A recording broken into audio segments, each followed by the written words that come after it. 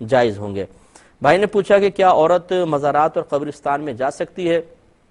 دیکھیں عورت کے لیے ویسے تو یہ پہلے سمجھ لیں کہ نبی کریم صلی اللہ علیہ وسلم نے ارشاد فرمایا کہ پہلے میں نے تمہیں زیارت قبور سے روکا تھا، اب میں تمہیں اجازت دیتا ہوں کہ تم قبروں کی زیارت کرو، کیونکہ اس سے انسان کو نصیحت حاصل ہوتی ہے۔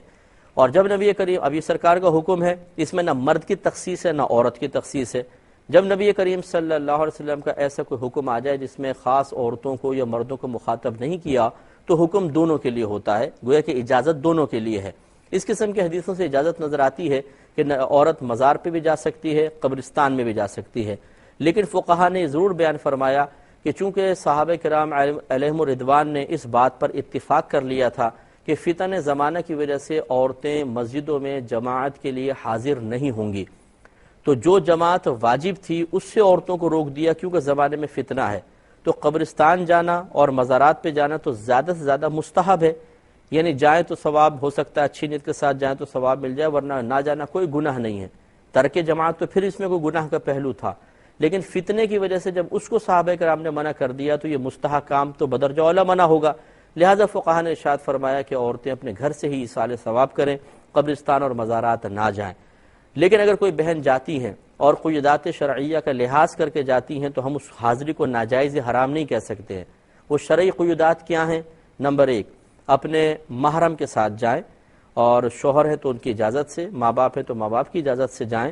باپردہ طریقے سے گھر سے نکلے، راستہ پر امن ہونا چاہیے، کوئی عزت وغیرہ کا یا لوٹنے کا اندیشہ نہ ہو۔ اسی طریقے سے جہاں پر وہ جا رہی ہیں جس مقام پہ، وہاں عورتوں مردوں کا اختلاط نہ ہو، ملتے ہوئے نہ ہو، بے پردگی نہیں ہوگی، ایک ساتھ گھس رہے ہیں دروازے میں اور قریب قریب ہیں، ایسا نہیں۔ اگر عورتوں کا دروازہ علیحدہ ہے، مردوں کا علیحدہ ہے، علیحدہ علیحدہ بیٹھیں گے اور مردوں سے آمنا سامنا نہیں ہوگا، تو پھر ان شرائط کے ساتھ اچھا پھر یہ بھی فقہا نے لکھا کہ وہاں جا کے رونا پیٹنا نہ کریں، یا ادب میں حد سے آگے نہ بڑھیں، جیسے کہ علماء نے حاضری مزار کا طریقہ یہ بیان کیا کہ آپ قدموں کی طرف سے آئیں۔ یہ حدیث میں بھی سرکار نے فرمایا سر کی طرف سے نہ ہو کہ اس سے مردہ پلٹ کے یوں دیکھتا ہے تو اس کو اذیت ہوتی ہے، تو قدموں کی طرف سے آئیں، اور اس طرح سینے کے سامنے کھڑے ہو جائیں اس صاحب مزار کی کہ ہماری پشت کمر کی طرف ہو اور ہمارا چہرہ ان کے سینے کی طرف ہو، اور 4 قدم کے فاصلے پہ کھڑے ہوں۔ جو آپ نے قرآن پاک وغیرہ پڑھنا ہے پڑھیں، جو آپ ایصال ثواب کرنا چاہتے ہیں، جو برکت کے لیے پڑھنا چاہتے ہیں پڑھ لیں، اس کے بعد اللہ تعالیٰ کی بارگاہ میں دعا مانگیں اور بس ایسے پلٹ آئیں۔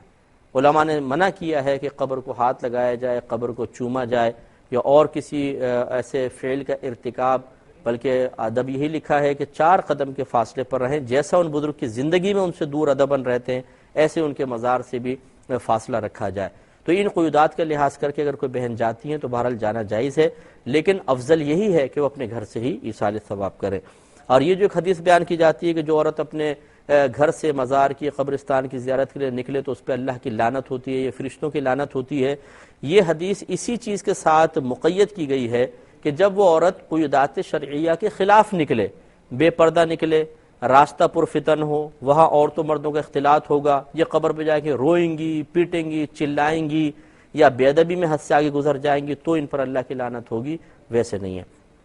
ایک ہی کہتی ہیں کہ بعض گھروں میں ایسا ہوتا ہے کہ تبرک کی روٹی بنائی جاتی ہے، 40 مرتبہ سورہ ملک پڑھتے ہیں اور کہتے ہیں اب اس کو بانٹو، اور پھر وہ ٹکیاں بنائی جاتی ہیں، 22 ٹکیاں بناتے ہیں، وہ کھلاتے پلاتے ہیں، تو کیا یہ صحیح ہے؟ دیکھیے ایصال ثواب تو بالکل جائز ہے۔ اگر کوئی بالفرض رجب میں امام جعفر صادق رضی اللہ تعالی عنہ کے ایصال ثواب کے لیے کچھ کھانا وغیرہ پکا کر کھلانا چاہتا ہے، کوئی اس کو منع نہیں کر سکتا، یہ بالکل جائز ہے۔ لیکن اس قسم کی قیودات لگانا کہ جی روٹی ہونی چاہیے، اس پہ 40 دفعہ یہ پڑھیں، 22 ٹکیاں ہونی چاہیے، اور مٹی کے کنڈوں میں ہی ہونا چاہیے، اور جس کمرے میں کھلائیں پکے رکھا ہو نیاز اسی کمرے میں بیٹھ کے کھائیں، یہ قیودات بے جا ہیں، یہ اس کی شریعت ان پابندیوں کی اجازت نہیں دیتی ہے۔ اس سے پھر اصل شریعت کہیں اور چلی جاتی ہے، اور یہ چیزیں اتنی رائج ہو جاتی ہیں رسم و رواج کہ ہماری آنے والی نسلیں سمجھتی ہیں کہ شاید یہ بھی قرآن و حدیث کا ہی حکم ہے کہ ایسا کیا جائے، اور یہ مناسب نہیں ہے۔ تو ایصال ثواب کرنے میں حرج نہیں، لیکن اس قسم کی قیودات کا لحاظ کرنا اور اس کی پابندی کرنا اور اس کو لازم و ضروری سمجھنا، یہ ضرور قابل توجہ ہے، ان چیزوں کو ختم کرنا چاہیے۔ بھائی نے کویسچن کیا تھا کہ یہ خاتون ہیں